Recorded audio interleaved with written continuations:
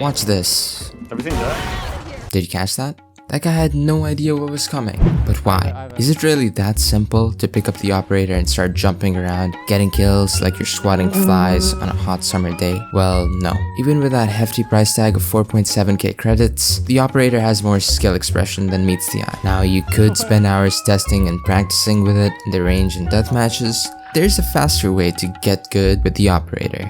Stealing from the pros. Okay, I know what you're thinking. I've heard that a million times. Plant the spike here, don't peek there. But what really ends up happening in game is you instantly die to their Jett Smurf. Instead of some niche tips that might end up changing the course of like one fight, here's exactly what you need to do to go from level 1 baby to a professional 10s fanboy. First, jump peeking. This is the bread and butter of the operator jump peek. I won't go over the specifics because there's some pretty good videos of that on the tube already, but you should know that the operator jump peek revolves around the traditional jump peek and not the quick tuck one, which you might see 10s doing. Now that we know the fundamentals, look at the practice range, load it up, pick Sage, buy the operator, place a wall, and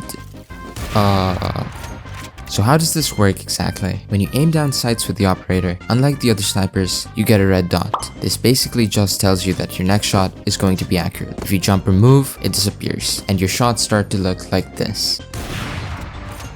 In this clip I showed you at the beginning of the video, you can see 10s shoot right as the dot shows up. Knowing this timing is crucial because even if you're half a second too early or late, you'll end up either completely missing or getting outgunned by a rifle. Knowing the specific timing before you can shoot isn't something you should memorize, it's really just intuition and a bit of practice.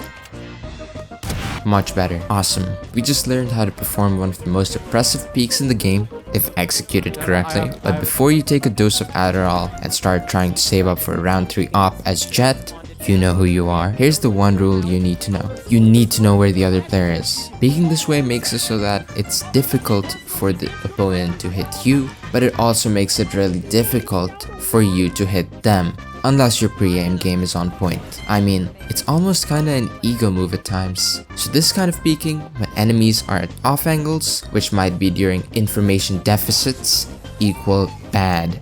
Do not do this. But if you have a general idea of where they are, it's a pretty neat trick. And finally, practice this in a deathmatch a couple of times. I know, it's boring and tedious, but it really does work, especially since this stuff takes a good amount of mechanical precision. That's all for the video. If you're still here, consider subscribing or leaving a comment. I'm looking for feedback, so constructive criticism is more than welcome. Thanks for watching.